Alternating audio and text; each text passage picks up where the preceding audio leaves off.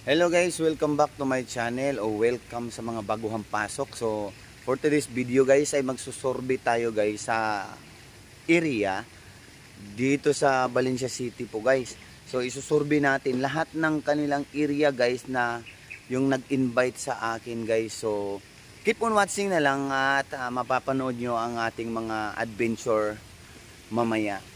So let's go guys. Shout out to Sunny Boy B. Mayot and M. Tahos Amit. Ayan, bago tayo magpatuloy.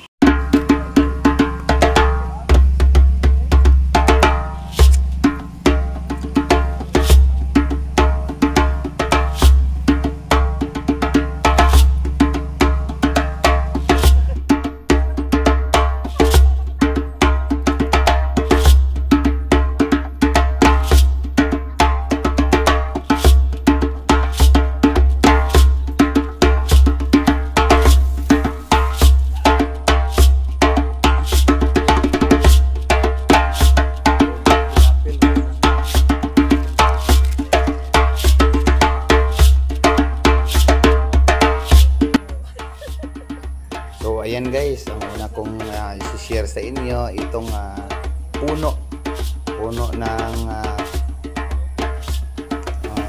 sampalok guys, itong sampalok. So tinanong ko agad itong taga rito, yung may-ari guys, kung ano talaga ang tunay na posisyon nitong puno. Ayon sa aking pananaliksik at tatanong, ito daw po ay tatlo po ito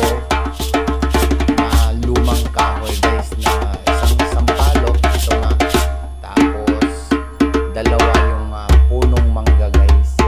So ngayon tinanong ko sila kung saan nakaposisyon yung mga puno, ay napansin kong naka-triangle, naka-semi-triangle po siya. Actually guys, hindi po siya talagang triangle position, pero nga naka-triangle ng konti pahaba at medyo lumalayo lang itong isang sampalok guys. Ayan, papakita ko sa inyo yung dalawa pang puno nito guys. Ayan, mula roon sa sampalok guys, nasa ano siya, nasa 10 to 15 meters distance. Ito nga, itong nakita ko itong puon ng isang punong mangga. Tapos banda naman dito patungong west, meron siyang punong mangga din. So titignan natin, i-share ko sa inyo yung nasa libro po ng Yamashita, kung saan nakaposisyon yung item, kasi nga doon natin siya i-scanin guys. So ayan, kapag naka-triangle po yung mga old tree, nasa gitna po yung treasure. Ayan guys, tulad nito guys, pag naka-triangle na perfect po ang kanilang sukat sa isa't isa, ay nasa gitna po siya. Pag ito namang sa kabila, ayan, naka-triangle nga siya guys, pero mas malayo yung isa. O parang parisukat siya. So ibig sabihin, kibali apat ito guys. Pang-apat po yung item. Ayan, isa, dalawa, tatlo, pang-apat. Yan po ang posisyon niya guys. Pero sa triangle pa rin, sa center pa rin ng triangle, maghuhukay o yung big spot guys. Tandaan nyo guys, pag nakahukay kayo sa gitna ng triangle position of a tree or a rock, ay meron kayo makukuhang mga HTM like mga platito, kutsara, tinidor, like gamit ng tao guys, like helmet, yung mga baril, pala, yung kahit ano guys, basta gamit ng tao po guys. Yan ako yung positive na area o dig site. So ito namang in-scan ko guys, nakikita nyo sa ating video, merong twisted trunk na isang old anong tawag nito, sampalok. Itong sampalok guys, ayon sa mga matatanda dito guys sa lugar, ito ay matanda na daw. So noong kabataan nila, dito sila nangunguha ng mga bunga guys, dahil marami daw itong bunga nito dati. Tapos napakalaki nito at ang lawak ng mga sanga ngayon ay umiiksi po yung mga sanga niya buhat ng mga ilang bagyo na dumaan, nababalik, napuputol po yung mga sanga niya, kaya nagiging bonsai look po siya, malaki yung katawan niya, tapos mga maiiksi naman yung mga sanga niya, yung mga sanga na mga bagong tubo guys. So kung titignan mo ito sa malayo, itong sampalok na ito ay parang nagiging bonsai siya. So it looks like bonsai. So ito naman, ang history naman dito, kaya nga nila pina-scan dahil nga may pumunta daw rito nag-i-scan at nagsasatellite image. So meron daw ditong liquid gold, liquid na giveaways daw dito sa puno. Ewan ko lang kung anong klaseng liquid yung sinasabi nila. Ayan, in-scan ko siya at meron naman akong napapansin dyan around 5.45 meters deep sa ilalim. Ay meron akong nadidetect dyan o nai-scan ng ating PIP, ating Maria Technology. Ayan, meron po tayong nadidetect dyan, kaya binaliktad ko siya.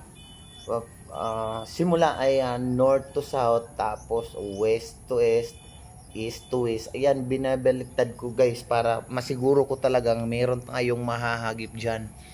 Tapos anong natapos na kong mag-scan dyan ay meron talaga akong nahahagip na isang malaking siya guys, metal element na nasa ilalim ng lupa around 5.45 meters deep. So masasabi kong positive siya guys. 8, Ayan, 9, second around 10. sa ibang naman, ibang site naman. Ayan, iniskan natin guys pa Ayun. gilid. Ayan, patagilid tayo guys. Panoorin nyo guys kung anong makikita nyo dyan sa ating monitor. 10.